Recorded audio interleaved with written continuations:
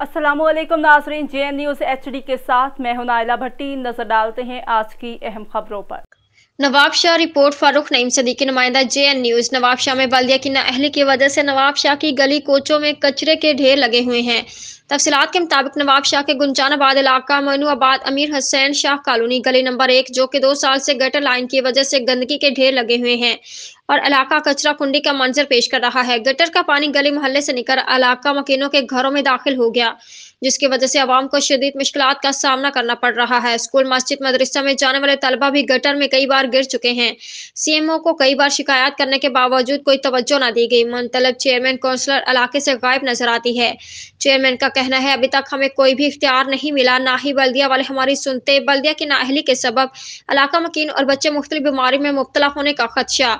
अवाम का deputy commissioner से notice लेने का मुतालबा। फिलफौर इलाके में साफ सफाई का काम करवाया जाए।